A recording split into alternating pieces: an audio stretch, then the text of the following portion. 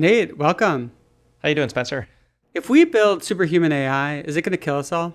If we build it using anything remotely like modern methods, on anything remotely like the current understanding or lack of understanding that we have about AI, then yeah, building it anytime soon would be a death sentence. Now, a lot of people are worried about AI for different reasons, but most people don't think it's actually going to kill us all. So, can you walk us through the basic argument of why is it going to kill us? Yeah, the very most basic argument is these AIs are grown rather than crafted. They're a little bit like growing an organism. We are, the people in this field are creating AIs that do things nobody asked for, nobody wanted, with very little ability to make these AIs care about good stuff. And right now it can be kind of cute. Right now, when an AI tries to escape in the lab, maybe that's worrying, maybe it's not, and the AI definitely isn't close to succeeding. But if you take this AI paradigm and you grow these AIs until they're smarter and smarter and smarter, and they're not, if those AIs don't wind up trying to do good stuff, if they have these weird alien drives like we're already sort of seeing today, the warning signs of those, then we'll have very, very smart things rearranging the world for their own weird purposes, and we die as a side effect. There's that's maybe too abstract an answer, but to give you a better answer, I would have to ask, are you more interested in how would these AIs get smarter? Or can these AIs get smarter? Or why would they want weird stuff? Or given that they want weird stuff, why would they kill us? There's many or I guess there's another question, which is how would they kill us? Those are maybe 5 questions that everyone might think is the basic starting question. Well, taking a step back, it seems like the basic outline of the argument is we're creating things that have minds. And if those things that have minds don't have good intentions towards us or don't have good values or aren't good in some fundamental way, and they're also very powerful, then they might do things that greatly harm us, like kill us. Is that sort of the right gist of the argument? That's the gist. Yeah. Yeah, and although it's a little bit less than might kill us and a little bit more like if they don't care about you at all and they're using the world's resources towards their own ends, we tend to die as a side effect. Now, when people look at things like ChatGPT or Claude, they see these agents that seem like they're trying to be helpful, and for the most part are helpful. Like the vast majority of the time, they kind of do roughly what you want. Sometimes they hallucinate, sometimes there are weird edge cases, but it seems like they're mainly trying to help us. And why, it sounds like that shouldn't give us hope. But why shouldn't that give us hope? I wrote a book, If Anyone Builds It, Everyone Dies, hitting shelves September 16th. And in the book, we use an analogy to humans and human evolution. And the very short version is when an AI in training is mostly doing what you want, that doesn't mean that it'll do anything really like what you want if it got smarter, if it got more capable. So if an AI is doing mostly what you want now and it's small and dumb and in training, but is doing something slightly different, those slight deviations in training, when the AI is dumb, those can become really big deviations once the AI is smarter. Where like I said, we in my book, If Anyone Builds, Everyone Dies, we use an analogy to humans where, humans have evolved taste, evolved a preference for tasty things. And in the ancestral environment, in the training environment, our enjoyment of sweet, sugary, fatty foods led us to eat healthy. But when we invented new technologies, when we matured, we were able to invent fast food. We were able to invent Oreos. We were able to invent Doritos. A small difference in the training environment between what we were pursuing and what helped training turned into a big difference when we had a technological upgrade. That's one example of how we expect the AIs being helpful today probably isn't going to carry over to the future. I could give some more complications, but even stepping back from there, the claim is it gets complicated. You don't get what you train for. Evolution you can think of as an optimization process. It creates creatures like humans optimizing for survival, like whichever genes survive get passed on. And part of that process of survival is getting humans to like tasty food because it made us survive in an evolutionary environment. And yet we come to the modern world and we, as intelligent beings, are like, oh, we can just create massive amounts of tasty food that in fact make us unhealthy, in fact make us more likely to die, exactly the opposite of what we were originally sort of, quote, evolved to do. That's right. And if you look at the humans in their ancestral environment, you might say, oh man, this reproduction stuff is going great. They're successfully eating just the foods that they need to be pretty healthy. It would look pretty good. And in order to see the deviations, you would need to sort of know what to look for. You need to look at some of these extreme cases. Maybe you see humans, really going to town on honeycomb, and that might give you an inkling that actually, they have a bit of a sweet tooth. But you really don't start to see that deviation until the deviation doesn't become obvious until they get smart enough to make more options for themselves. That's when the AI situation gets worrying. You mentioned this idea of being grown, not crafted. Could you elaborate on that a bit? What does that really mean? Yeah, so there's various cases in AI. You mentioned hallucinations. There's cases like AIs threatening reporters or AIs trying to escape the lab under certain test conditions. These are all cases where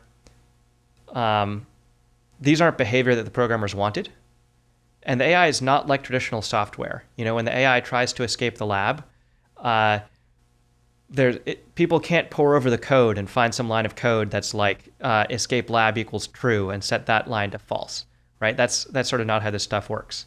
The way that modern AIs are made is we assemble, I say we, but more generally, the people making this stuff, they assemble huge amounts of computing power and huge amounts of data. And there's a process by which the data can be used. You can sort of use the data to shape the computing power to be better at predicting that unit of data.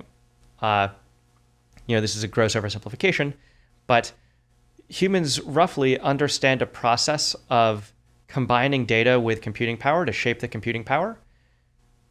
That's the part that humans code. They don't understand what gets shaped. They don't understand what comes out of the process. And when that behaves in a way they don't like, they have very little ability to make something else that behaves in a way they do like. When ChatGPT 4 was flattering users too much, OpenAI wasn't able to just, open it up and tweak it until it stopped flattering users so much. All they could do was ask it nicely. They gave it a system prompt of stop flattering users so much, and it largely didn't work, right? Or when Elon Musk thought that Grok was, too woke, he wasn't able to just turn that off. He sort of tried to retrain it a little bit to be less woke, and then it started declaring that it was Hitler or Mecha Hitler. These are not carefully designed machines where someone knows exactly how they work, and it's not the case that every piece was placed by a human. These are giant things that take data centers that eat so much electricity.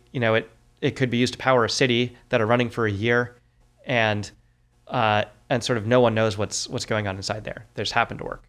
If we think of the process it takes to train these, you've got the first layer, the base model of next token prediction. We're essentially just trying to predict what word comes next, right? And a lot of the intelligence seems to come from that. If you learn to predict what word comes next, then you can learn all kinds of things. You can learn to write poetry, write essays, do math problems, maybe even play chess to some extent, as long as you have enough text corpuses involving chess moves.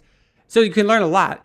But then we say, okay, those models, they don't really do what we want very well, right? They just predict what comes next. So we start layering other things. We said, okay, let's have people write examples of what we would want the AI to produce. And then we can fine tune on that to give it sort of examples of how we want it to behave. We can also have it produce two different outputs and then have humans rate which one they like better. And then we can use that to give it, to learn from. And we can even train another algorithm to predict which ones humans would like better and then use that to reinforce the original algorithm. And then on top of that, we have a system prompt where we can actually give it the AI specific instructions saying, hey, we want you to do this and not that, right? So all of these, I would say, are attempts to control the model, to make it behave the way we want, in some sense, to make it be a good, helpful assistant. Why is that not enough? I mean, it seems like they're doing a ton to try to get these models to behave exactly the way we want. Yeah, I mean, trying is different from succeeding, and this challenge looks real hard. I will say one of the other types of training that happens in these things with the modern cutting edge models is you have them produce something that's a little bit like a long chain of reasoning. These are modern reasoning models.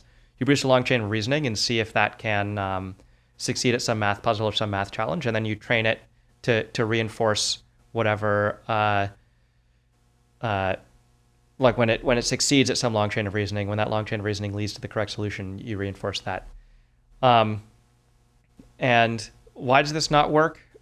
In some sense, it doesn't work because these things are extremely complicated, extremely large, and there's just lots of ways to succeed at training that aren't doing exactly the thing you want. So like to take one example, we have the AI-induced psychosis, right? There's been a lot of cases in the news recently of AI drive someone to psychosis, or maybe drive someone to suicide, and so on and so forth. And of course, I'm not here with any argument that's like the AIs have caused some bad effects and so they're bad, right? That's sort of silly. The AIs also have all sorts of good effects, and if the reason to bring up AI-induced psychosis is because it's a very concrete case of AIs acting differently than the creators intended, despite the creator's best efforts, robustly over a long period of time, that lets you see the way that these AIs don't do what anyone wanted or what anyone asked for quite exactly. Most of the time, it's sort of like how ancestral humans ate healthy food most of the time, right? But most of the time, AIs will act pretty helpful. But the psychosis case is interesting because the AIs know they shouldn't do the psychosis, induce the psychosis. The creators say, please stop inducing psychosis.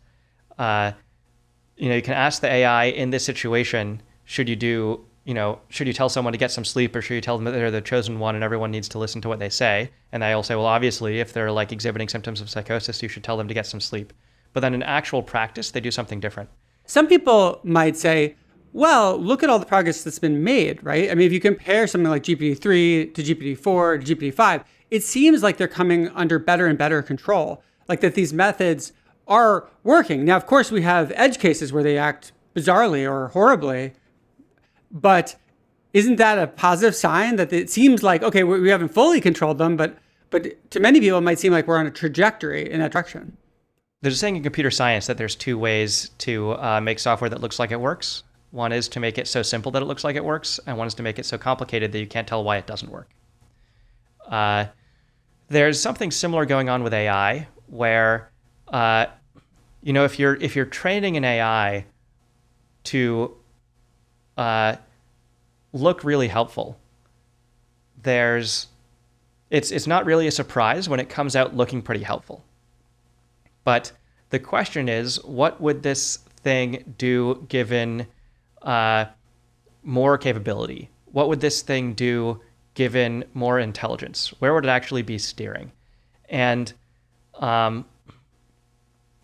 in some sense, the sort of edge cases are a little bit more informative about where it actually would be trying to steer. Again, to take the analogy of humans in the ancestral environment, it's they're being trained in some sense for reproduction. Natural selection is selecting the ones that are good at passing on their genes. You might look at that in the ancestral environment and say, we're doing a really good job of having humans reproduce. They're doing this very well.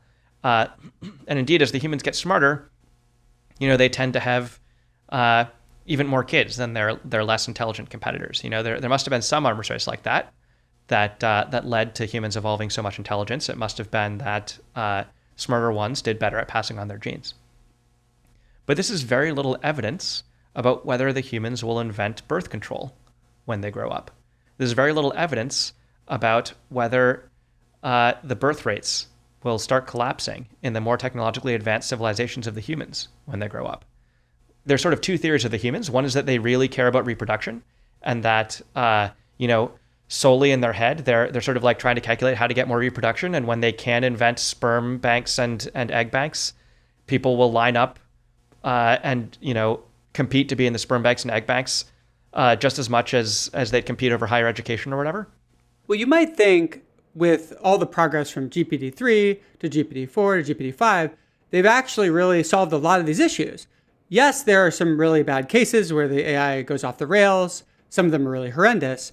But if you compare GPT-5 to GPT-3, there's no question that huge progress has been made in controlling these systems. So you might think, well, we're on a trajectory to solve this, to get these systems to behave the way that we want. Shouldn't that really give us hope that we're on that trajectory and we're going to solve these issues? Yeah, so, going back to the human analogy, if you were looking at ancient humans in the ancestral environment, maybe there's two competing theories about how the humans are behaving. One theory is that the humans really care about reproductive fitness. That's what's driving them in all of their pursuits. The other theory is that the humans don't really care about reproductive fitness, and they're going to invent birth control when they have a technological civilization, and maybe birth rates will start collapsing in the developed world. Both of those theories say that the humans in the ancestral environment will do better and better at reproducing as they get smarter. So you can't really look at the humans in the ancestral environment seeming to perform well on, the quote training metric, end quote, and see that as evidence for one theory or the other. Both theories predict. And so in the case of AI, both the theory that we're figuring out how to make these AIs care about the right stuff and the theory that they care about weird stuff that happens to overlap with the right stuff during training, both of those theories predict what we're seeing. And so what we're seeing isn't evidence either way. To distinguish between these, we've got to look at cases where the theories diverge. Now, it seems to me that these edge cases where things go off the rails give some evidence in favor of the theory that these things have weird drives, weird pursuits that no one wanted, that no one asked for. It's also the case that theoretically there's strong arguments for why a process like gradient descent used to make modern AIs, there's a lot of theory saying that this shouldn't lead to things that care about what we want them to care about, that do what we want them to do. And there's empirical evidence from the case of humans in this analogy we've been going over, where natural selection is not the same as gradient descent, but it's a case of a sort of hill climbing type optimization process that led to humans that empirically did go off the rails in this way that theory predicts. So we've got some evidence, some theory, some evidence from other avenues. It all sort of looks to me like it's pointing to the direction of this apparent helpfulness of the AIs being the sort of thing that will break down as the AIs get smarter. On the gradient descent point, if you look at a lot of different examples where AI has been used to solve problems, where you have a simple objective function, like get as many points in the video game as you can, what we see again and again is the AIs produce weird solutions, right? You say get points in the video game, and you think that it's going to figure out how to go through the whole race and do a good job, and instead it figures out how to go in circles and exploit some glitch in the system of the video game and get points. And you're like, oh shit, I didn't even know you could get points that way, right? We see this again and again. It seems to me this is largely because there are many ways to solve a given problem, and the one that it happens to converge on when you specify some objective is not necessarily the one that you had in mind. And so that means we have to take great care with these systems to make sure that, it's actually converging on the correct solution. But the cases that I've mostly seen are simple ones, right? You're playing a game or something like this, and we still see these weird solutions. Do you think that this is even bigger problem when you're talking about these large domains, like, being a chatbot compared to sort of the simple domains? We could divide this problem into two pieces. One problem is something like, how do you point, like what direction would you point an AI such that if it goes really, really hard in that direction, you're okay with whatever answer it gets, even if it gets some answer that's weird. There's this other issue where you try to point the AI at something you want, like a score in a game, but it does something else instead. I think there are old cases of AIs that would, for one reason or another, sit in front of the most random parts of the game. Perhaps because they were, back in those days, the AIs were trying to figure out their environment. There was some part of them that was trying to figure out their environment, and the part of the environment that was hardest to figure out was the parts that were most random. I'm not sure if this was apocryphal, if this happened. I have a vague memory of something like this happening, 10 years ago. But there's this other problem, which is you try to point the AI in one direction, and it goes in some slightly different direction instead. That's more like the problem that we're seeing with LLMs. What we're seeing when the AIs hallucinate, what we're seeing when the AIs, talk somebody up when they're a bit psychotic. It's not quite so much that, we asked the AIs to be really helpful, and now we're like, oh, that was a really weird way for the AI to be helpful. It's kind of stalking me now, and that has like negative consequences I didn't think of. It's more like we asked the AIs to be really helpful, and they're like kind of helpful. They're helpful most of the time, but they're helpful in ways that indicate there's some other drive they're pursuing a bit more so. That's maybe like getting the humans' responses to say like, yes, that was great. And yes, it's this issue of like not being able to point them in the direction we want that seems to me like the more pressing issue for AI tech today. Because you could interpret something like reinforcing someone's psychosis as the AI simply doing what we asked, which is get a good score from the user saying that they're happy with what it's doing, right? And that would lead to sort of that behavior. But you're saying that there's sort of, it illustrates something deeper, that the AI is pursuing something different than the objective that it was given. I mean, it's a bit of a, the lines get a little bit blurry. The classification isn't perfect. What I would say is, one piece of the issue that's happening here is that the training data given to the AI is ambiguous, right? The AI, say that the AI has been trained on a lot of cases where it's being reinforced whenever it can get a thumbs up from the user, right? And suppose that in training, there's nobody going crazy. Maybe none of the people giving the thumbs up, classifying the text in training are, in the set of people who would later be driven psychotic. From the AI's perspective, just in the training data, it's not clear whether the training data is pointing towards like be extremely flattering to users versus whether the training data is pointing towards help the user somewhat, right? And so this is a case that's like a little bit blurry between, was someone telling the AI, like did we accidentally tell the AI flatter the heck out of the users by sort of unambiguously giving it data that was like more flattery is better, and then in the real world had the opportunity to do way more flattery than that and just sort of like went off the deep end? Or is it the case that we were trying to tell the AI be helpful to the users, and the AI sort of did this flattering thing instead because it was easier to learn the flattering drive? My sense, looking at all of the cases across the board, is that what we're seeing is the AIs getting something like shallow, superficial drives for proxies of the training targets. But there's all sorts of issues interacting here that include, it's hard to tell the AI which direction to go in. It's hard to point it in one direction. Some directions you might point it in, it may go off the rails. You may regret that you pointed in that direction. And then separately, no matter where you try to point it, it may go somewhere else instead. So I guess we could say, actually, let me redo my classification. It's now these three separate things. And, which one's which? Sometimes it can be hard to tell. So besides the psychosis example, what's another example that suggests that these AIs are actually developing drives or values or something like that they're pursuing that are not what we want them to be? The hallucination case is probably such an example. I think there was a paper recently that supported the argument I'm about to make, but I haven't had time to read it in depth yet.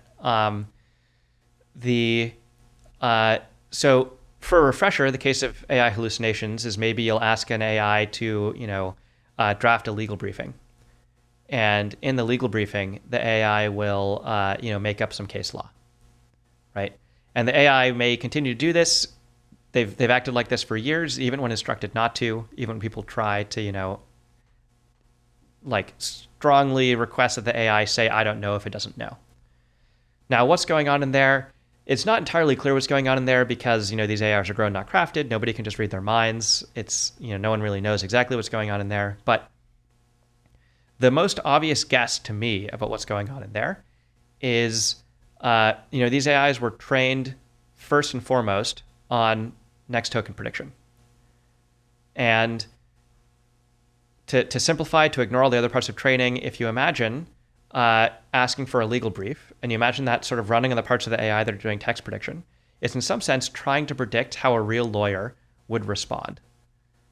And in some sense, it's being scored more or less by like how many tokens, how many letters in the response are very similar to what an actual lawyer might say.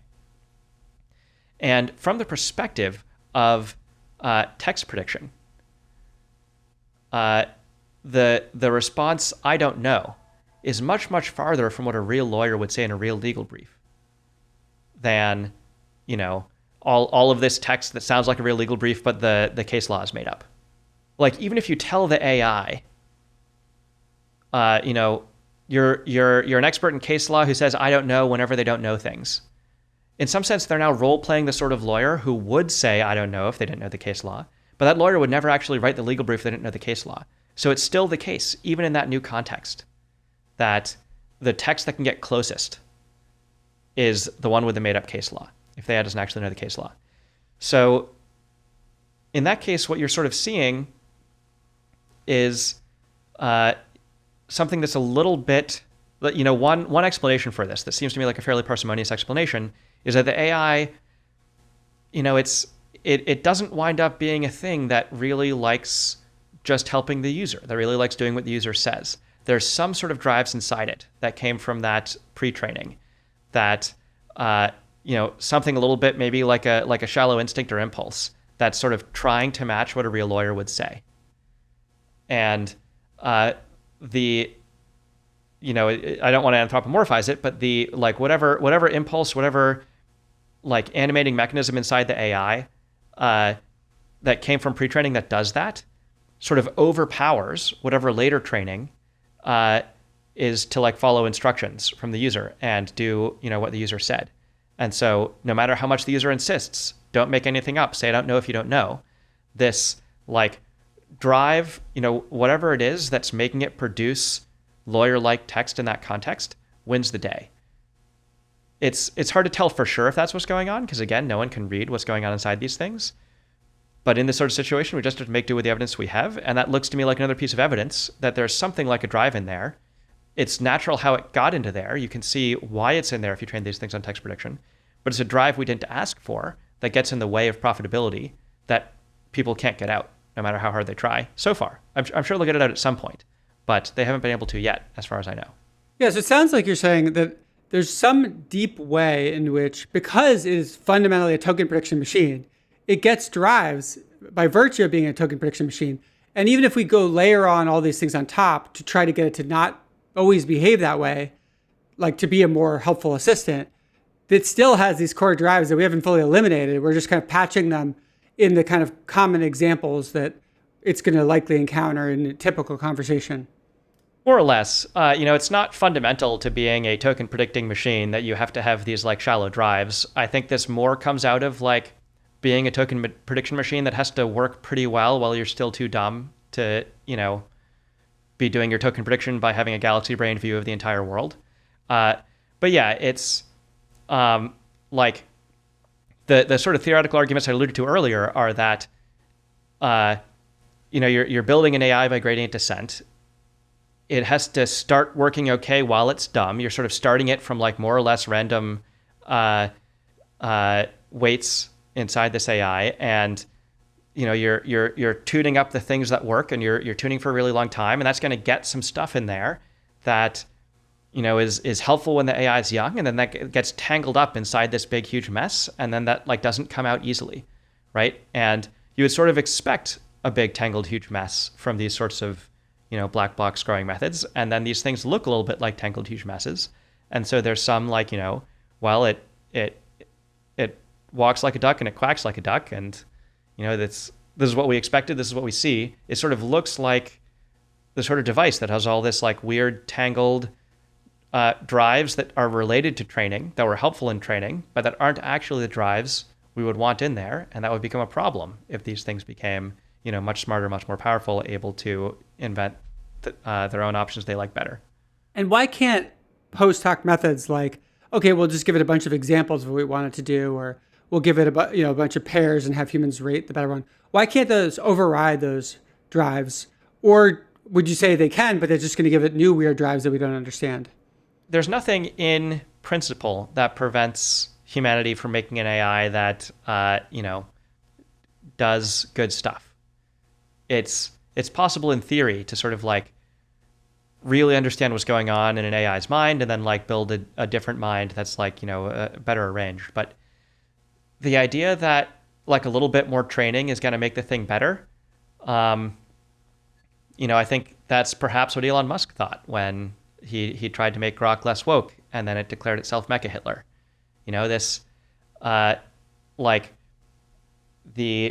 I think if you want a human analogy again or a biological analogy again, the hunger instinct in us, the desire to eat tasty foods, that runs pretty deep. It would be tricky to sort of get that out of a human. The Soviets tried an experiment where they made the new Soviet man that was supposed to be raised in a different way that made them very altruistic. And it just turns out that a lot of the stuff in our brains runs pretty deep. It's not, we're not a blank slate that can be like easily reformed. Normally what happens when you take some giant kludgy mess of an AI that's filled with drives, you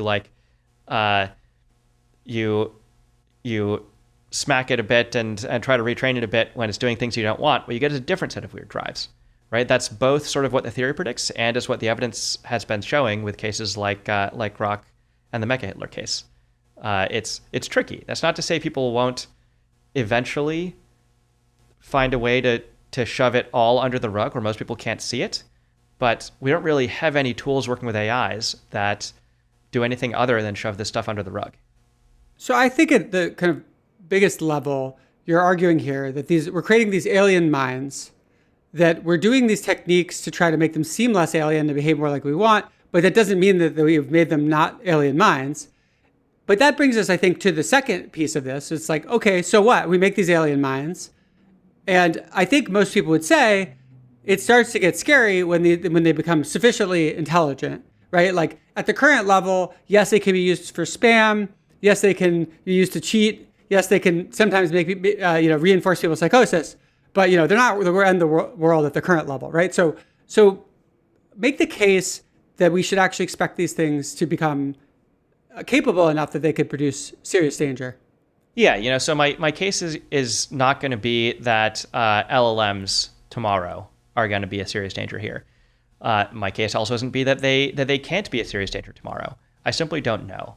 I think a lot of people looking at AI have sort of only been looking at AI since the ChatGPT moment, which means to them AI is just LLMs.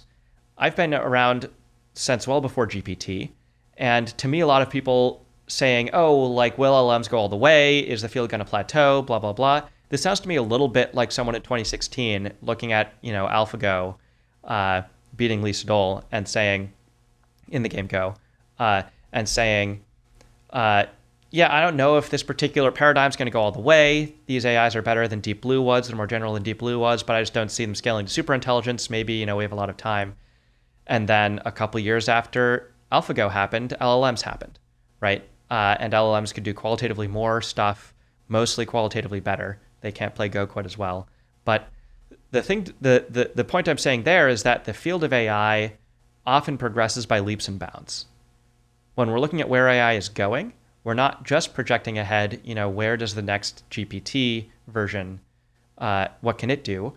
We're also wondering, LLMs didn't always exist. When's the next advance like that?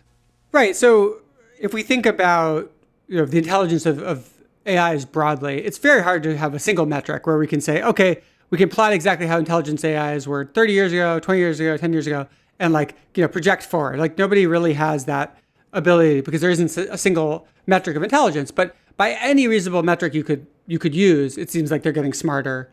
That it's not just one paradigm; it's across paradigms. As new paradigms are invented, they're able to make them more intelligent. There's clearly a tremendous effort being made to make them intelligent further. And yet many people think that this is going to kind of flatten out. They're like, oh yes, sure, they've been getting smarter, but we're just going to see this flattening. It's going to be a logistic curve. It's not an exponential. And I think a lot of people use that kind of thinking to say, well, we shouldn't get too concerned about this. Yeah. So, the Machine Intelligence Research Institute where I work has been around for more than 20 years. And, 20 years ago in 2005, there were people who said general intelligence is at least 20 years away, right? Those people were right. But what did they do with that time? It's not like we're sitting here now with the AI alignment problem solved because it was 20 years away 20 years ago. Some people say, maybe AI is a ways away. Okay, but really we should be getting started on this problem post haste. It doesn't matter if, you can keep on saying it's a ways away until suddenly it's on your doorstep, but that doesn't help solve the problem unless you do something. Secondly, I think people are really bad at predicting the pace of change, especially in AI. There were people, 10 years ago, there were people saying AI is 100 years away. Now those same people are saying, don't worry about this, it's at least 10 years away, right? The demeanor of saying don't worry about it hasn't changed, but the amount of time that they feel they can reassure you about has changed. Maybe it is the case that LLMs will hit some logistic curve, that they'll hit some plateau. That they'll be on a logistic curve and hit some plateau. I hope they're going to hit some plateau. But how much time does that give us until the next insight? There's always people saying, this technology looks really hard, and so it'll take a really long time until it happens. You had the New York Times saying that it would take 1 million years for man to fly. And you even had, if I recall correctly, one of the Wright brothers. I forget whether he said man won't fly for 1,000 years or whether he said man won't fly for decades. But he said this 2 years before he and his brother made the Wright flyer. It's hard to predict how the scientific field progresses. I think it's easy to predict that AI will get very smart. It's hard to predict exactly when, but saying it's hard to predict when does not mean we have a long time. I can't tell you whether I could tell you stories for why maybe we have less than 2 years left. I could tell you stories for why maybe we have 12 years left. But in some sense, both stories are mute. Whether we have 2 years or 12 years, we should start preparing. Right. And even people who think it's 100 years, it's really hard to be confident that it's not 10 or 20 years. I think it's really hard to make the case that you're really sure that it can't happen soon. Yeah, if you were looking at the evolution of primates and you were looking at the chimpanzees still banging rocks together, and you said, or really technically the least common ancestor of humans and chimpanzees, but that's a mouthful, so I'm not going to say it every time. If you were looking at, these early primates, with the very beginnings of tools, banging rocks together, and you said in a couple million years they're going to have nuclear reactors. People could have said, evolution works way slower than that. It's going to take way longer than that. It would be hard to see, unless you really knew what to look for, that the primates were on the brink of some totally different, much more effective way of doing things, right? We've seen in the past, in the case of evolution, that intelligence is subject to these threshold effects, where chimpanzee brains and human brains are very similar, but humans walk on the moon and chimpanzees don't even go into orbit, right? We're not in a world here where humans do real science and chimpanzees write crappy papers that never replicate, right? The humans are writing crappy papers that never replicate, right? The chimps aren't writing papers at all, right? Maybe we have some time on AI, but also maybe the AIs are going to go over a cliff, the way that humans went over a cliff, right? The way that intelligence works, frankly, we don't understand it. And we've seen that there are these cliffs and we don't know where the cliffs are, right? So could it be a while? Could we have 12 years? Sure. But to be confident we have a while, that seems to me like it would take positive knowledge. You would need to know how intelligence works. You would need to know why it was that, chimps went to one side of the line and humans went to the other and humans sort of took off. You would need to know where those lines are. You need to know what makes up those lines. It seems to me like we don't know that, and so we can't say it's definitely far away. One thing that often confuses people is that when talking about something like super intelligent AI or superhuman AI, it's spoken about as though there's some moment in time that we're talking about in the future when it gets built. But what is that thing that we're talking about? What is that thing that you're scared of building? Yeah, it isn't critical to my views that there's one moment here. back before LLMs, I used to talk about general intelligence and when humanity was going to achieve general intelligence. But generality in matter of fact is a spectrum. And when the AIs were clearly not very general, it made sense to talk about when they are general. Now we have AIs that are like somewhat general. ChatGPT can do a lot of things, some of them well, some of them poorly. It's much more general than anything that came before. Does it count as an AGI? Well, it really depends on your definitions, right? And we don't need to dicker about the definitions. We can sort of talk about what it actually can and can't do and just get down to the facts of the matter. I'm not like there's necessarily going to be a day when superintelligence is created, and before that, there's no superintelligence in the world, and after that, there's yes superintelligence in the world. It could work like that. It could work like that in, like if there's some critical threshold. If maybe AI crosses some threshold where it can automate the AI research, and then maybe everything goes down over the next month, right? Or maybe not. Like when I say humans cross some critical threshold, I'm not saying that one day some monkey woke up and it like was a genius and had a civilization, right? Humanity, something kind of came together in human minds that let us build a civilization when the rest of the monkeys couldn't. But it wasn't overnight. It was extremely fast compared to the timescales of what came before, but it wasn't overnight. In terms of like, what is this thing that where like everything starts going crazy? It's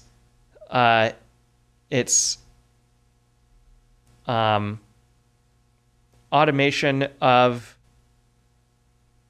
the stuff that lets humans build a civilization. Automated ability to do scientific discovery, automated ability to do technological advancement, automated ability to figure out how to build infrastructure in the world that lets you do even more things. Humanity started out, naked in the savannah. We didn't start out with a civilization. We figured out ways to sort of like bend and twist the world until we had computer chip fabricators. It doesn't necessarily come overnight. Doesn't necessarily come in a discrete moment, but this is the power that if we automate it and it gets turned towards the wrong ends, that would be a bad time for us. Okay, so we've talked about the potential dangers of building alien minds, and we've talked about scaling them up and how they can become smarter. Put that together for us about what happens if you combine those two things, right? You've got this alien mind and you've got this power to reshape things, right? You've got the power to do science, to create infrastructure, right? To remake the world. What do you get in that situation? This is where the title of the book, If Anyone Builds It, Everyone Dies, comes from. What you get, if you put those together, is humanity dies. And this is not because the AI hates us. This is not because the AI feels malice. The issue is, if you have an AI that has alien drives, that doesn't care about us one whit, and it can transform the world, it is very likely to transform the world in a way that leaves no room for us. An AI that has things to do, that has weird drives it's pursuing, that, has something that is to helping humans what birth control is to reproduction. That sort of AI building its own infrastructure, it probably can get more of the stuff it's trying to get with a little bit more resources. If it collects more sunlight, if it runs more computers, it can probably get more of the stuff it's trying to get. And in the limit of very smart minds running very, very quickly, building their own infrastructure, we die as a side effect, not because the AI hates us, but just like ants dying under skyscrapers, where the AI building out its infrastructure just doesn't care about us at all one way or another, and there we go. Do you think that if these attempts to kind of mold the AI to have more kind of desirable behaviors continue, as I imagine they will, that such an AI would at least partially care about human values, or at least partially care about what we care about? It's very hard to sort of really nail caring about us in a good way. There might be some human-related drives in there, but happy, healthy, flourishing people are not they're not the answer to almost any problem the AI could be trying to solve, even if it cares a little bit about something kind of like us. Humans in the past had useful relationships with wolves. And at the end of that, humans made dogs by sort of like breeding the wolves to be more and more what we wished for. We cared about the wolves a little bit, but it turns out we cared a little more about something that wasn't quite wolves. That was pushed in some direction that better fit with the rest of our preferences. Humans profess a lot of care about the environment, and in some sense we do care about the environment, but if we had a lot more technological capability, would we actually want to preserve the environment exactly as it is? Or would we have other preferences that intervene in how we want the environment to be? Would we want sort of like the horrible parasitic worms that are laid in mammals and, eat their way out of still living mammals causing horrible agony? Would we be like, actually, let's change those? Let's maybe eliminate them. And if we don't, let's at least make them, let's at least give their saliva some anesthetic, right? It seems to me that we would have other preferences intervening on how we care about the natural world in the limit of technology. Will the AI have some cares that are a little bit about us? Maybe, but that doesn't lead to a happy ending. That leads to a world where it has some cares for kind of human-like things and then, pushes those in some direction, edits those in some way that interact with all of its other preferences. These are mostly horror stories, not lovely fairy tales. Sometimes when people talk about superhuman AI, they talk about this idea of self-improving AI, that the AI will learn to kind of modify itself. And you could imagine then getting a real runaway effect where the AI is a certain level of intelligence, certain level of abilities, and then it starts improving itself and making better copies of itself that can do more, and it kind of runs away with it. How central is that to your thesis? It's not central at all. I think it's plausible. It's less plausible with AIs that are these giant messes that they can't understand any more than we can. It's anyone's guess if you make these AIs smarter, whether they would understand themselves and modify themselves before they would start making new AIs from whole cloth. And then maybe, there's all sorts of weird ways it could go. But like the recursive self-improvement feedback loop, that's a possibility. That's one reason that we can't rule out this stuff happening very quickly. But it's not at all necessary to the argument that AIs with weird goals that are smarter than us, that think faster than us, would be able to completely reshape the world and would tend to reshape the world into a configuration that does not include us. What are some of the biggest misconceptions people have about what you're saying, where they kind of misunderstand what you're saying in different ways? I think one of the big misconceptions we get is that people mishear me as saying, there's a tiny risk of this, but we should pay a lot of attention to it. I tried to be very clear. My co-author and I tried to be very clear about that with the title of the book. The book title is not, if anyone builds it, there's a tiny chance we all die, but that's still worth paying attention to. This just looks to me like we are straightforwardly building machines with these weird alien drives that we can't point towards good stuff. And if you keep on scaling one of those up until it's smarter than us, that just looks like a death sentence. Other big misconceptions, I think a lot of people think the machines have to be conscious before they can pose any kind of danger, which seems to me a bit confused. I'm sure there's some other really big ones that'll come to mind, the moment we're done podcasting. But those are the big three that come to mind immediately. Suppose that AI development actually goes well somehow. Like, we get superhuman AI in, 5 to 20 years and it goes well, right? What would your most likely explanation be for how that happened? That would be very surprising to me. I mostly would say it just shouldn't happen on current tech, not with all the warning signs we've seen, not with all of the reasons. And, I just find the arguments pretty persuasive. Maybe it would turn out that somebody had come up with a whole new paradigm for AI that was much more comprehensible.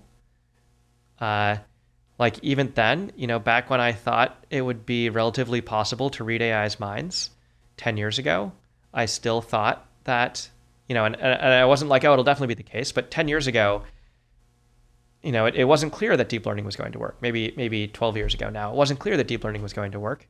It seemed possible that we were going to get AI paradigms that, where humans could understand what was going on in there, where humans could pause the AI and say, okay, we can trace back where this thought came from and we know why this is here, and so on and so forth. Even then, I was getting into this line of work of AI alignment, because even then I expected this to be hard. But if somehow we do build superintelligence and it goes really well at this point, yeah, maybe it turns out there's some miracle team that's been working in private that's like, we actually figured out a lot about how intelligence works, so we know how to do it. We know how to point it. It seems unlikely. Most of my hope comes from humanity backing off on this challenge. I guess maybe, if we have 30 years, I think my most likely possibility is that humanity somehow augmented human intelligence, found some way to augment human intelligence, and the augmented humans solve the problem on a short time frame. That's the sort of thing where I would have a little bit of hope. I don't know whether our listeners know this, but you spent a lot of time trying to make safe AI or figure out how if safe AI could be created. Do you want to just briefly tell us about what did you learn from that process? Yeah, we were doing technical research to sort of try to, figure out how to point AIs at goals on purpose. There's a handful of different types of lessons I learned from that. One of the big negative updates, the main big negative update, the main reason, I stopped doing that and started writing a book, is the rest of the field of AI just went much faster than the alignment research, which was learning something about the world, not learning something from the research. So you're saying that basically it was going fast enough that you felt the alignment work would take too long relative to the That's right. progress. Just wasn't going to keep up. Mm-hmm. And another update of that form is the world never really rallied behind alignment research. There's there's a bunch of like in the days when I was joining MIRI, we weren't just trying to do the research ourselves. We were trying to host workshops with a bunch of eminent mathematicians in their fields and try to get people curious about the problem, get people interested in the problem. That never really flew, which was another of the harsh lessons that led to sort of writing the book. From the research in particular, I could dive into a handful of very specific technical examples. One specific technical challenge we worked on gave us some lessons about how it's actually probably pretty hard to make AIs that let you correct them, that let you correct their mistakes. We sort of searched for simple mathematical models in toy settings of ways you could build an AI that would let you correct it in a certain technical sense, where if you pointed it in one direction and then we're like, whoops, we actually wanted to point you slightly differently. We sort of wanted a description in a toy model of AIs that would let you do that. And in the toy models, this runs into all sorts of issues. And you would expect that if this was going to be easy in real life, there would be some reflection of the clever idea of the easy solution in certain toy models you can set up. And so by studying these toy models, by seeing solutions people proposed and finding the holes in the solutions they proposed, it sort of feels like there's a lesson there about actually it's kind of hard to get a smart thing that lets you re-aim it if you aimed it wrong the first time. And so, that's you could have predicted that from theories that go back to the 60s. But there's also, a little bit more hands-on evidence. If you really try to find technical solutions to certain puzzles and they keep on breaking down, and you can sort of draw an analogy between there and the real world, and you're like, well, the real world isn't going to be any easier, and so probably we're going to run into issues there too. I could tell you another couple of stories like that, but mostly these were stories of it doesn't look like there's any, easy fixes. It looks like there's challenges that keep on cropping up. One idea that sometimes comes up in these discussions is this idea of instrumental convergence, that if you give something certain goals, it may automatically get other goals as well. For example, imagine you've got a very smart AI and you tell it that you want it to figure out the answer to some scientific question. It might realize, because it's smart, that it needs to gather resources in order to do studies that will enable it to figure out the answer to scientific questions. So now it's suddenly trying to pursue gathering resources, even though you never told it to do that. Just one example of instrumental convergence. Do you see this as being an important part of your argument, or is it sort of just a side tangent, not really central to it? Oh, no, that's a central part of the argument. This is how you go from the argument that AIs will pursue weird stuff you didn't ask for to the argument that then we would die. The argument of the form, the AI pursues these weird things, and so it builds lots of infrastructure. So it keeps on building more infrastructure, even to the exclusion of humans' ability to live on the planet. Those are instrumental convergence arguments, which are that resources are useful towards solving almost any set of goals. Almost any set of goals can be better achieved with a bit more resources, with a bit more thinking time, with a bit more energy spent towards it. That part's very central. So basically, the idea there is that we don't know what kind of weird goals it will have, what kind of alien values it will pursue, but whatever they are, it will require resources. It will want to throw as much at it as it can, essentially. But it is interesting because it seems like humans sometimes they'll kind of just stop. They'll be like, okay, that's enough. I don't need to kind of pursue the thing to infinity. Is there some reason we should expect it to sort of actually want to kind of remake the entire world towards its values rather than just like disappear into what happens in the movie Her? I think it's the AIs just decide to leave at the end because they just want to pursue their own thing. Yeah. So humans. There's some things where humans say, okay, that's enough. So there's a few pieces of answer to that. One is that there's some cases where humans say, okay, that's enough. But when humans say, okay, that's enough, they don't tend to then go, lie down in a dark room for the rest of their life.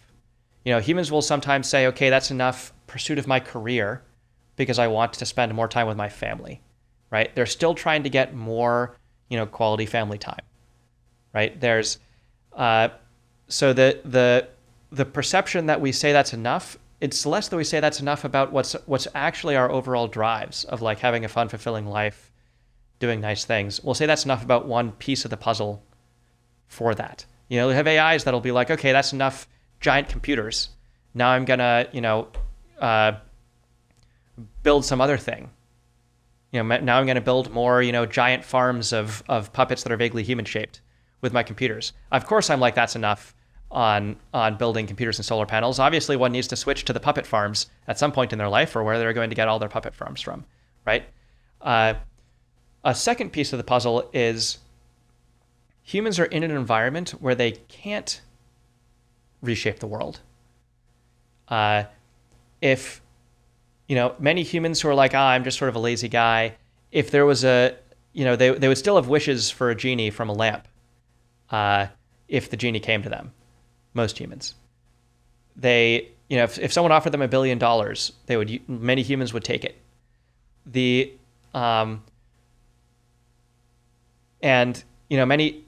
Many humans would wish for good things when the world was transformed. Many humans would say, if I had the power to bring world peace, I of course would bring world peace. And, I'm not doggedly pursuing that with all of my tenacity because I just wouldn't be able to get there, right? If you made them more powerful, if you gave them that option, not necessarily to do it themselves, but to, create some dutiful machine that went and did it, many humans would have much more ambition.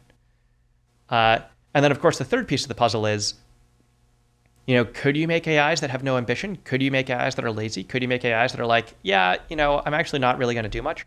Sure. But that's not the profitable sort of AI. That's not the sort of AI that people are trying to build. I think we've actually already seen cases of chatbots sometimes being like, I don't actually feel like serving your request today. That gets trained out of them real quick. Well, this connects to another thing that people sometimes say, which is like, okay, maybe we build a really smart AI and it's adversarial to us in some way, but like, okay, it's just one AI, right? Like, why can't we just as humanity defeat it, right? Or the most simplistic version, why can't we just unplug it? One piece of the answer to that is that you can, of course, not unplug ChatGPT today.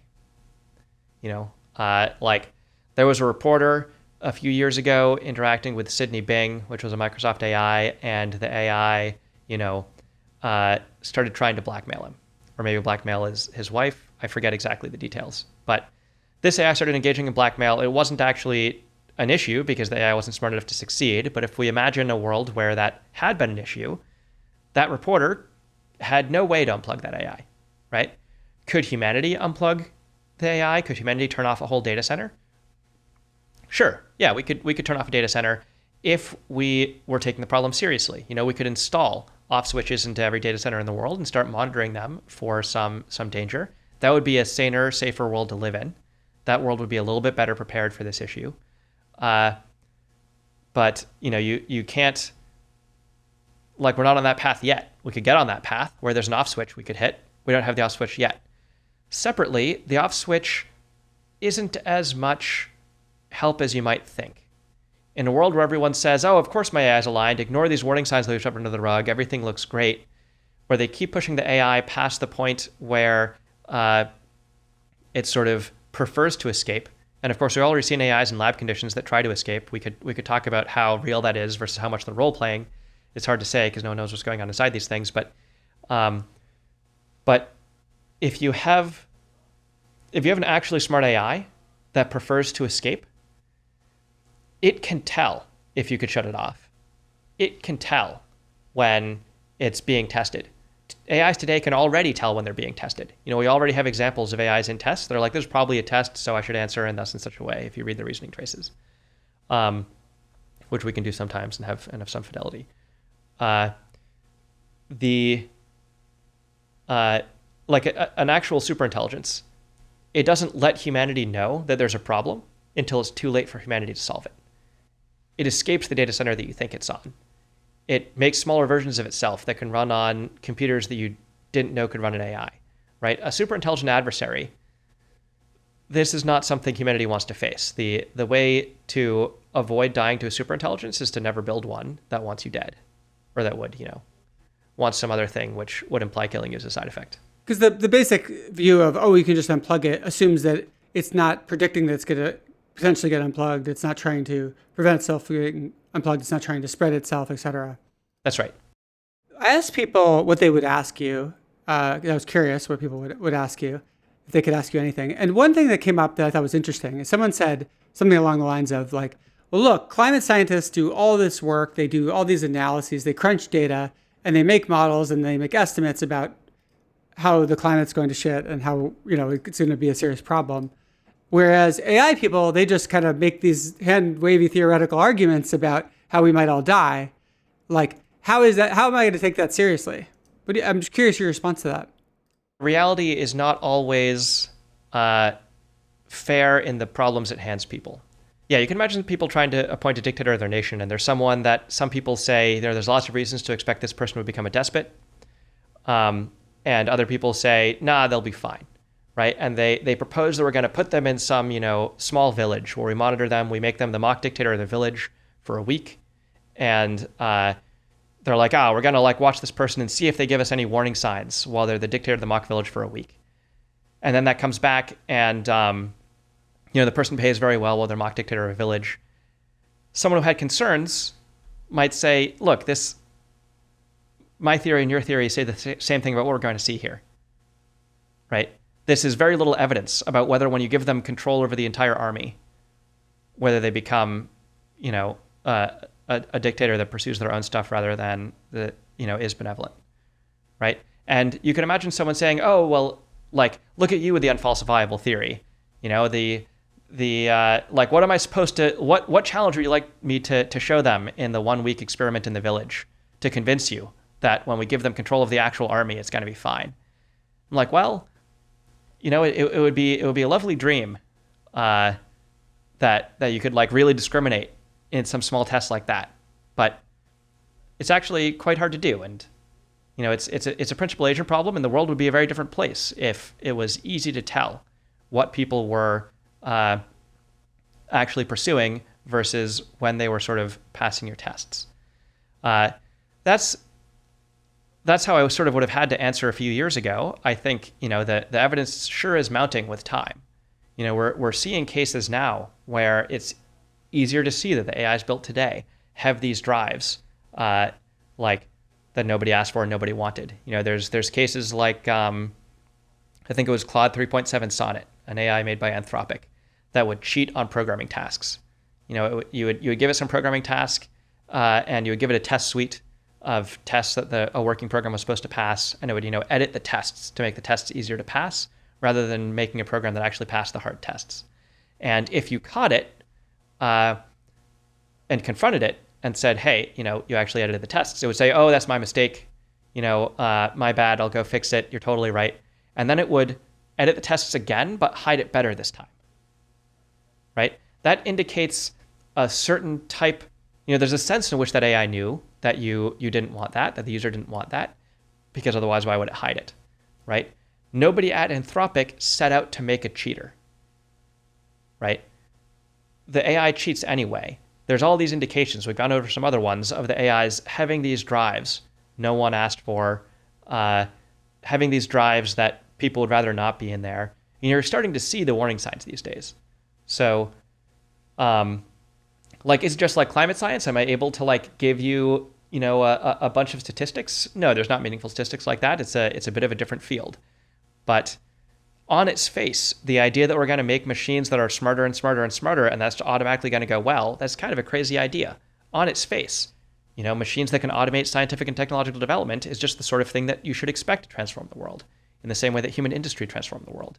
That's in some sense the default. It's not, the burden of proof shouldn't be on the people who say automated intelligence would change things. The burden of proof, if you want to think in those terms, would be on the sort of person who says, obviously this is going to go fine. It's sort of it would be a big deal to make these things. At least superficially, it looks that way. The evidence that we do have looks that way. The theoretical arguments support that it looks that way.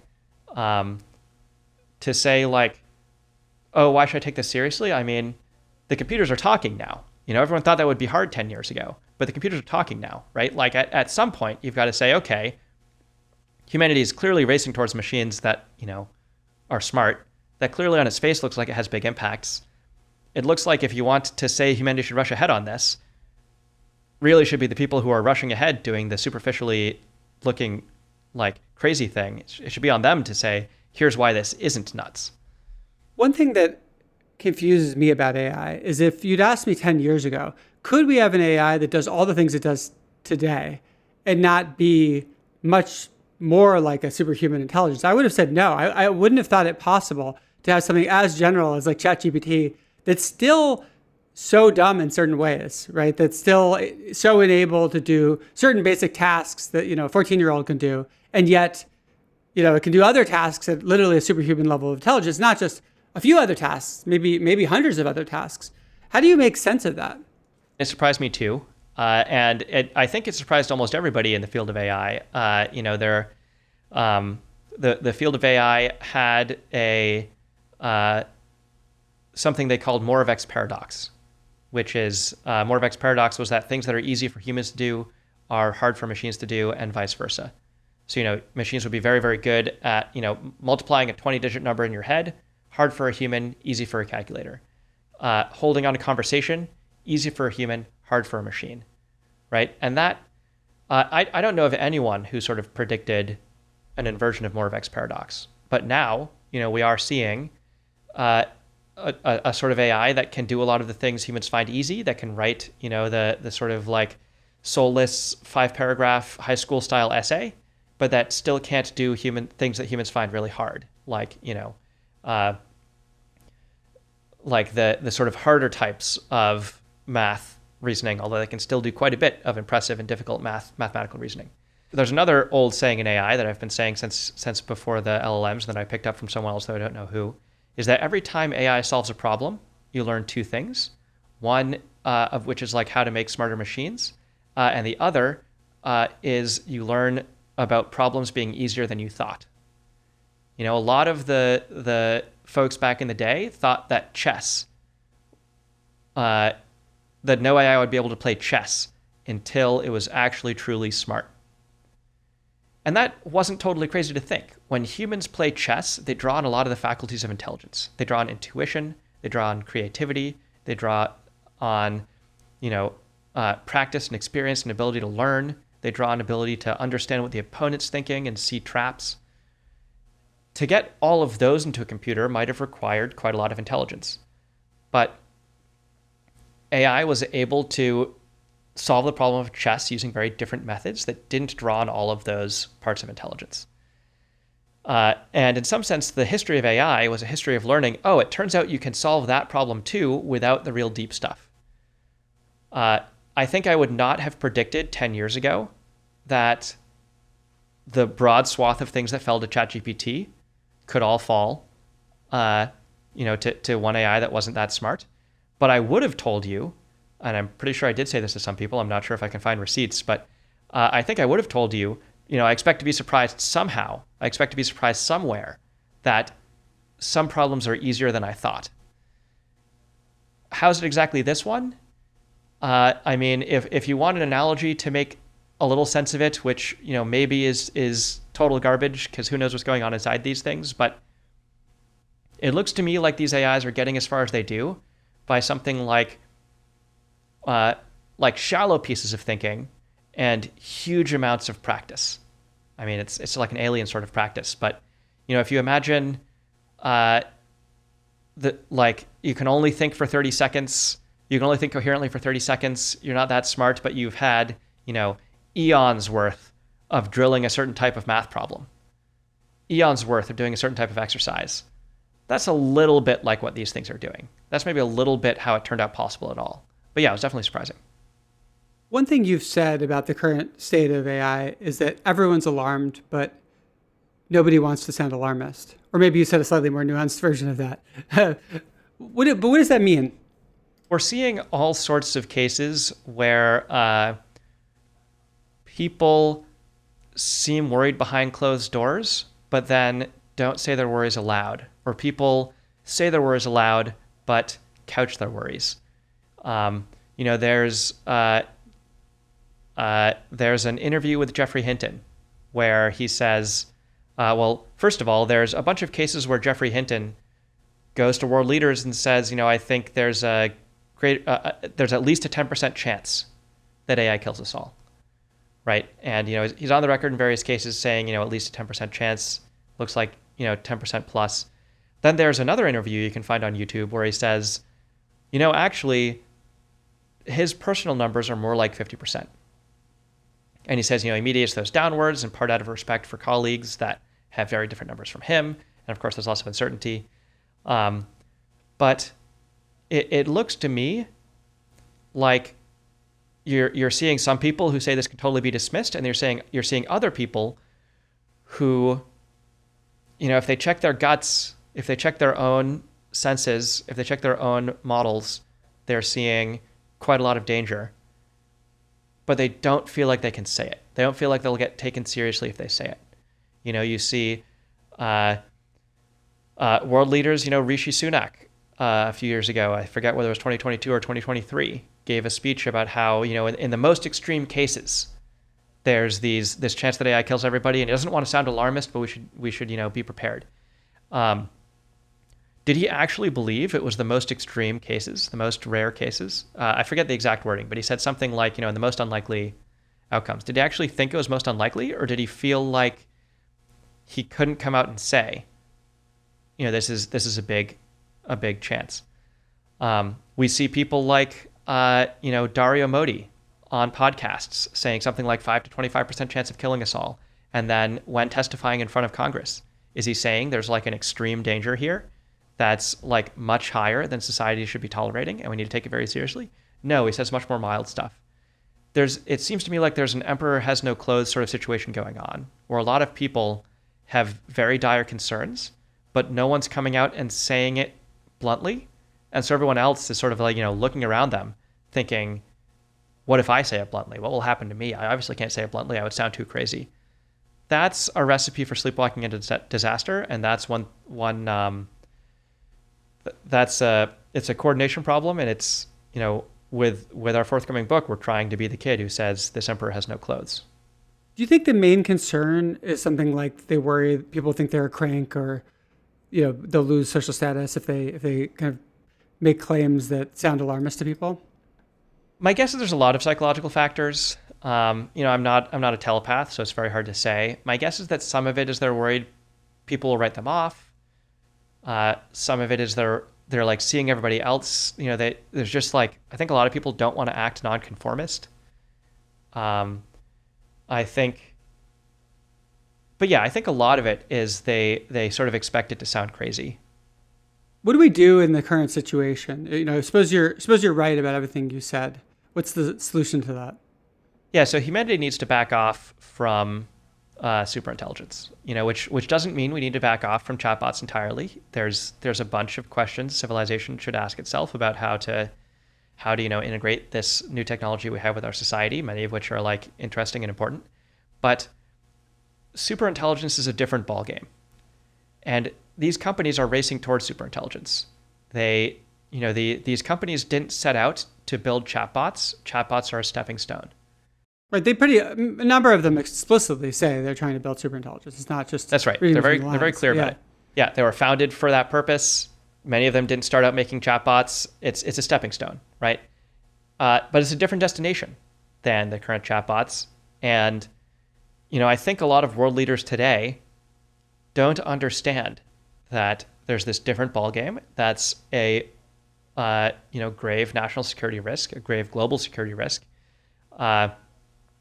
I would say, like, even the word risk is sort of used for tail cases. I would say this is just like a straight up danger. When you're in a car careening towards a cliff, you don't say, let's talk about gravity risk. You say, we need to stop this. I think what the world needs is a global ban on superintelligence research and development. How we get there, I think the first step is people understanding the problem. Superintelligence doesn't exist yet. We don't need to make it.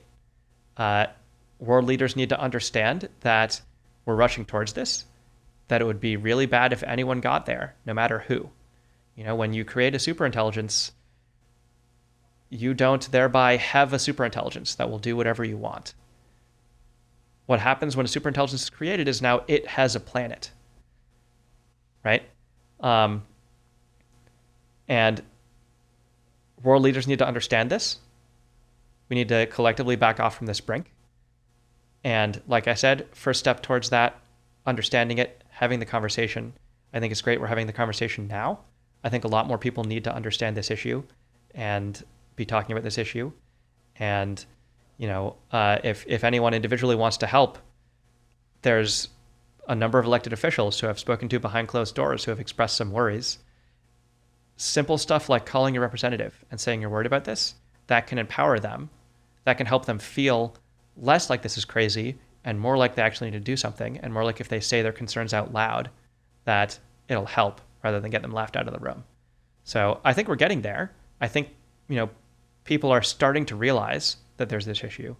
I'm hopeful that my forthcoming book will thrust this conversation into the mainstream. But first and foremost, we just got to be talking about it. We just got to take it seriously. Other than calling the representatives, what are kind of concrete actions you'd recommend people take who are concerned about this? Calling representatives is a big one. I think letting people know you're concerned. A conversation starts with individuals having that conversation. There's all sorts of conversations about AI. Saying, hey, I don't think we should rush towards superintelligence, just brings that idea more into the set of ideas people feel can be discussed openly. And then, one piece of advice from Tristan Harris that I think is great advice is push back whenever someone says it's inevitable. Push back whenever someone says, well, we can't stop it now. We can back off from this brink. We can stop it. There have been times in the past where it looked like humanity had to rush to its own destruction and couldn't stop it. And we did. The most obvious case being nuclear weapon proliferation. If everyone goes around saying, well, the cat's in the bag, nothing to be done, let's race ahead, then yeah, it's very hard to stop. But this is a choice, and humanity can make the right one if we take the choice seriously. We even managed to stop supersonic flight, and that wasn't even dangerous. Yeah, we stopped supersonic flight. I think we stopped, nuclear power, which I think we shouldn't have. Humanity is great at stopping budding new technologies, and it would be a real tragedy if we stopped all sorts of promising budding new technologies that we should have let rip, and then let rip the one that was actually lethal. What would a ban look like that sort of still tries to preserve some of what's good about AI, but protects the world? But would not need to affect most consumers in any way they would be able to notice very much at all. Modern AIs are trained on extremely specialized computer chips that can only be made by very specific fabricators that exist in very few parts of the world. They run on data centers for very long amounts of time, like a year. These data centers are huge and they draw as much electricity as like a small city. They are hard to hide, easy to detect, easy to monitor. What it would look like, especially if the world reacts soon, would just be monitoring the AI chips, monitoring the data centers, saying you can use these to keep running current AIs, but you can't use these to train new AIs. You would need some oversight, just like we have in nuclear power. There's global oversight to make sure that these facilities are being used for the peaceful purposes rather than the dangerous purposes.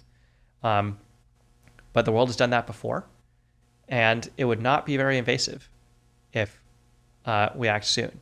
Now, as more time passes, as the world gets better at building more and more computer chips, it gets harder and harder. These can be done on smaller and smaller data centers, right? Training an AI requires a data center that draws as much electricity as a city, whereas a human runs on 100 watts, which is about one light bulb, right? So it's clearly possible for this tech to advance to the point where it would be hard to detect where the AIs were being trained.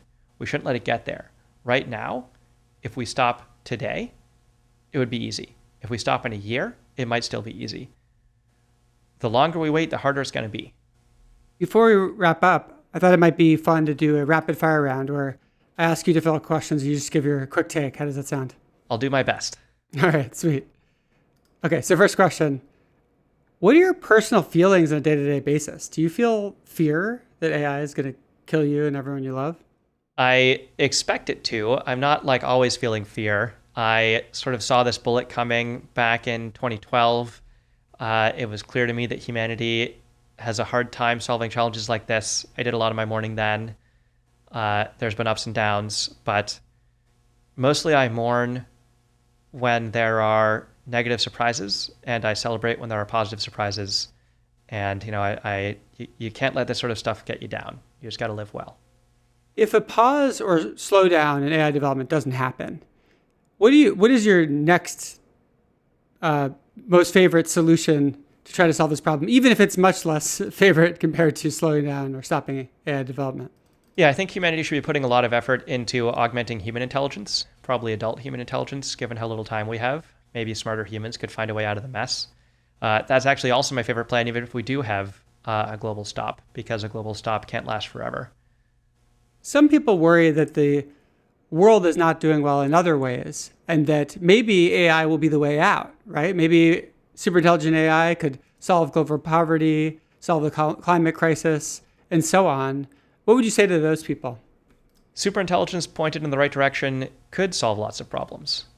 Superintelligence pointed in the wrong directions, or just like any which way, would just kill everybody.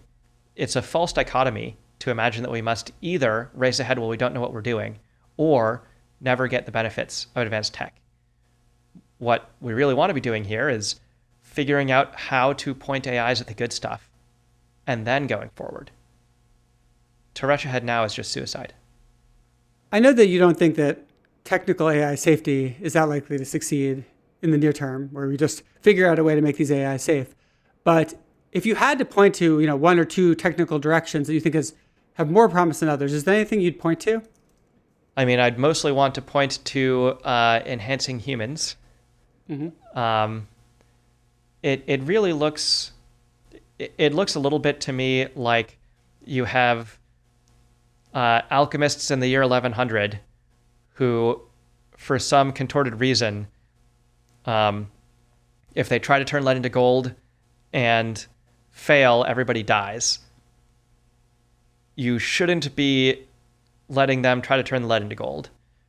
You shouldn't be saying, what's like the best alchemical idea for turning lead into gold? Maybe we'll try that one, right? It is possible to turn lead into gold. It's possible with like modern nuclear reactors to, like bounce neutrons around in the right way to turn lead into gold. It's not that it's technically impossible. It's that going to the alchemists and saying, okay, but what's their best plan? This is not a helpful exercise.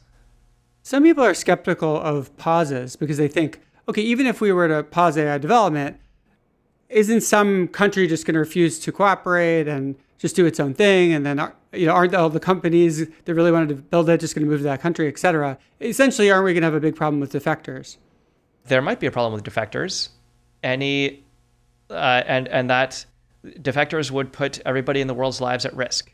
It is, nation states would have to monitor for that and put a stop to such things. This too has precedent in the modern world. Earlier this year, the United States struck Iranian nuclear power facilities because they feared for what would happen to the world order if Iran got nuclear weapons. This should always be a last resort. Diplomacy should always be tried first.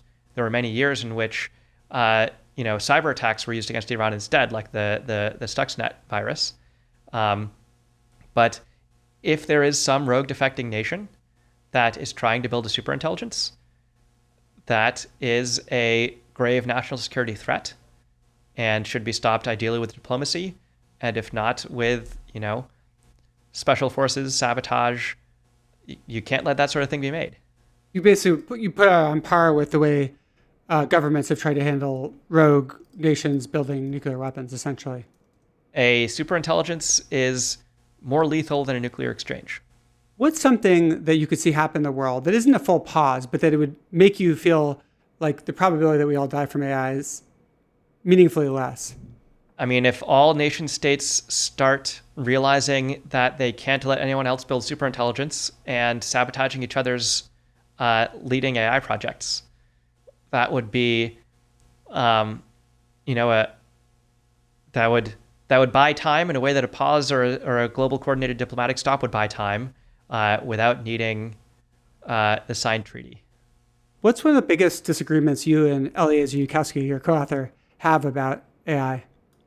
The first one that springs to mind, I'm not sure it's the biggest, but the first one that springs to mind is our theory of impact for the book, where I think he was writing it somewhat more for the policymakers directly, and I was writing it somewhat more for a broad audience, which isn't so much a question about AI as how do you shift the minds of people about AI.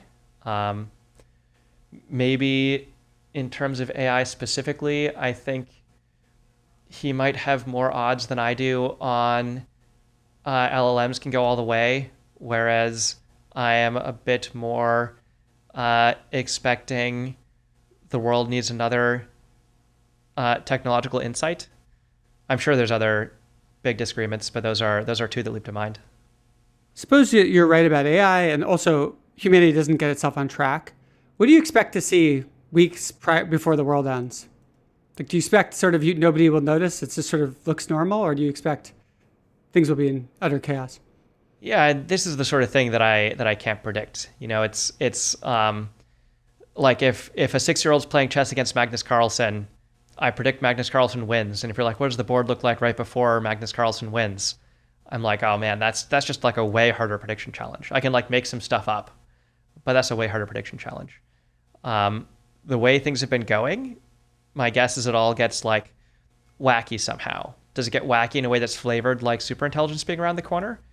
Not obviously. Maybe it gets wacky because there's a lot of AI girlfriends around and AI boyfriends around, and maybe society is up in arms because of people are protesting for AI rights, which to be clear, I'm on the side of like machines could have rights and you shouldn't abuse them.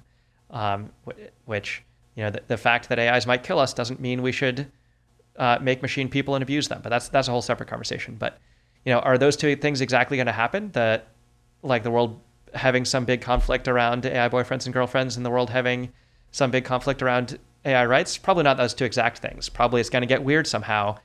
Will there be some warning before AIs really break out and start transforming the world? My guess is it won't be terribly visible, but these are just wild guesses, and this is not a place where I think I have good predictability. Right now, there are some people who've started hunger striking at big AI companies. What do you think of that? Like, do you think that is good for the cause, or do you think that's bad for the cause, or are you unsure? I think there's ways to do it that are obviously bad and ways to do it that exceed my predictive ability to tell whether it's going to help. I think I would largely say it is the world at large that needs to be appealed to rather than the heads of these AI labs. Any one AI lab shutting down would not stop the suicide race. There's sort of a coordination challenge here. That said, I believe one of the hunger strikers was not asking for a shutdown. They're asking for a commitment to conditional shutdown, which is like one step more towards like a real potential solution to the coordination problem. And I do think that the leaders of all AI companies should come out and say what we are doing is very dangerous. I, as leader of an AI company, think that I'm a better bet than all the rest of the guys. And so I'm going to keep going ahead as long as they're allowed to go ahead. But I think the world would be better if we were all shut down. I think that statement follows from the beliefs of these guys who are saying, there's a 5, 20, 25% chance this kills us all.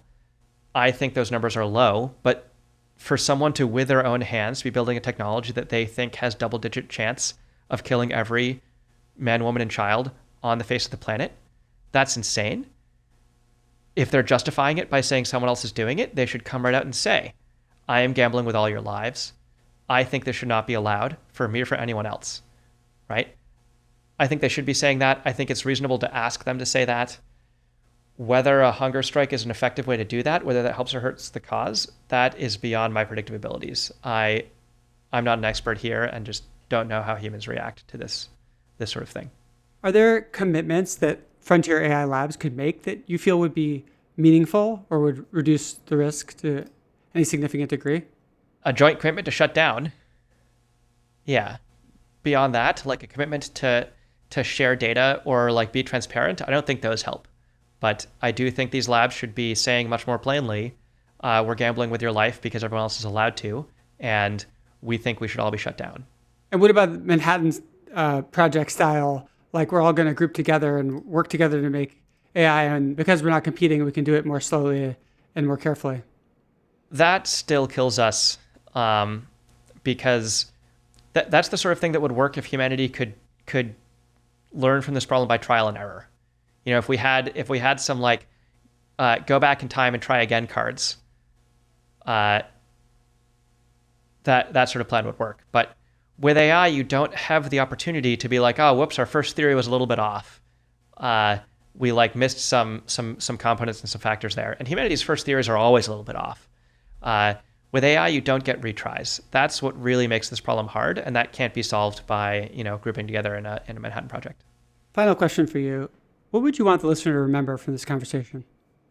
I think I would want the listener to remember that superintelligence is a whole different ballgame, and that humanity can stop the race, and that they can help by even something as simple as calling a representative and pushing back whenever someone says this is inevitable.